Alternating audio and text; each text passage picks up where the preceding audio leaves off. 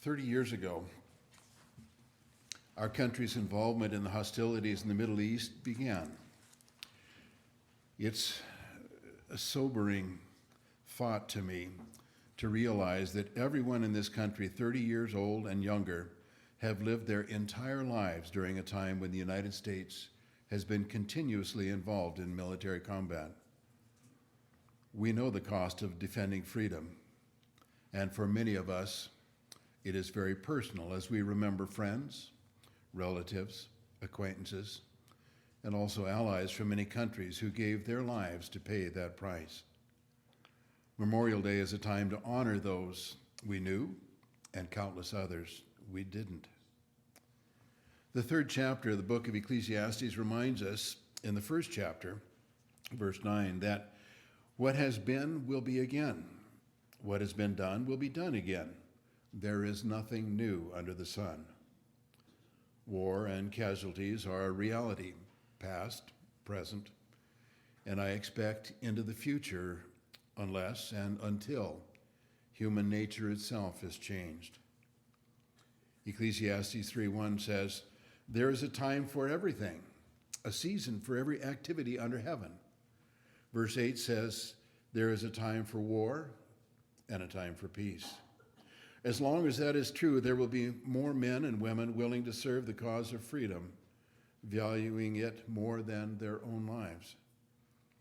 About 2,800 years ago, Joel chapter 3, verses 9 and 10 was written saying, "Proclaim this among the nations, prepare for war, rouse the warriors, let all the fighting men draw near and attack, beat your plowshares into swords and your pruning hooks into spears." The concept of beating plowshares into swords and pruning hooks into spears was dramatically replayed during World War II, when many civilian industries were converted to producing equipment and materials to support the war effort. That was only one of many times that young men and women answered the call to serve, and people of many nations around the world turned from peacetime activities to those focused on war. Evidence that wars were part of the history of God's people is contained in Psalm 144:1, which says, "Praise be to the Lord my rock, who trains my hands for war, my fingers for battle." Psalm 18, verses 31 to 34, includes this reference to war. "For who is God besides the Lord?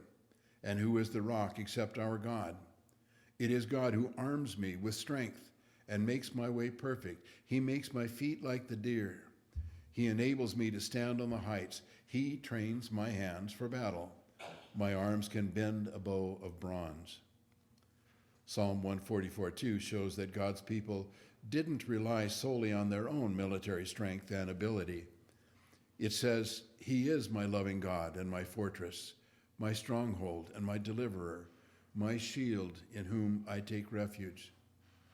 But just as there is a time for war, Ecclesiastes 3:8 says, there is also a time for peace.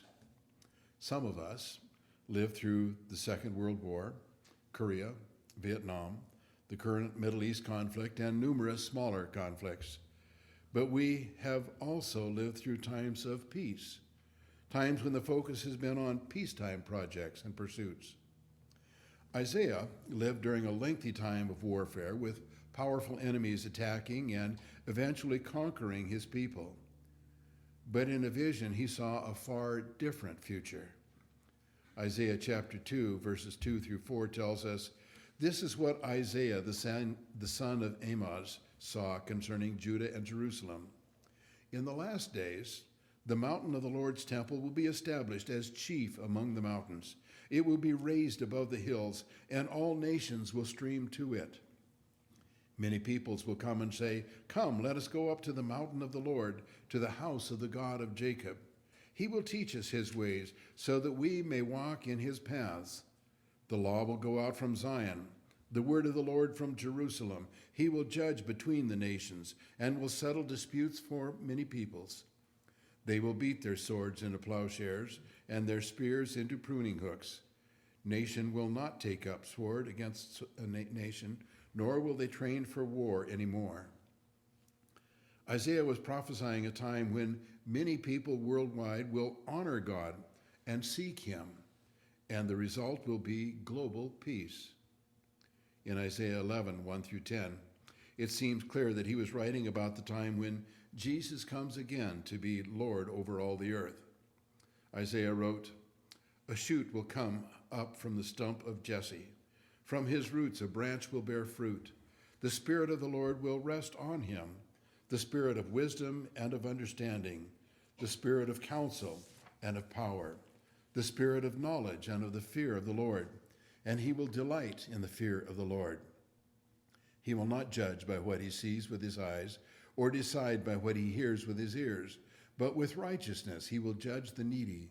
With justice he will give decisions for the poor of the earth. He will strike the earth with the rod of his mouth. With the breath of his lips he will slay the wicked. Righteousness will be his belt, and faithfulness the sash around his waist. The wolf will live with the lamb. The leopard will lie down with the goat. The calf and the lion and the yearling together, and a little child will lead them. The cow will feed with the bear. Their young will lie down together, and the lion will eat straw like the ox. The infant will play near the hole of the cobra, and the young child will put his hand into the viper's nest. They will neither harm nor destroy on all my holy mountain, for the earth will be full of the knowledge of the Lord as the waters cover the earth. In that day, the root of Jesse will stand as a banner for the peoples. The nations will rally to him, and his place of rest will be glorious." Isaiah foresaw a time when both people and animals will be transformed and no longer harm one another. He described it as a time when nations will not take up sword against nation, nor will they train for war anymore. A time when the wolf will live with the lamb, the leopard will lie down with the goat, the cow will feed with the bear, the infant will play near the hole of the cobra, and nothing will harm nor destroy another. Governments have come, dominated, endured for a time, but God is eternal. Humans can achieve and maintain peace for a while, but God is eternal. The peace of Jesus is deeper than a lack of war. Military forces can bring an end to armed conflict, but still not achieve peace within people. In Matthew 6, verses 9 to 10, Jesus was teaching his disciples to pray and began with the words, "This then is how you should pray. Our Father in heaven, hallowed be your name. Thy kingdom come, your will be done on earth as it is in heaven." God's kingdom is many things, but one of the things I am sure it embodies is peace.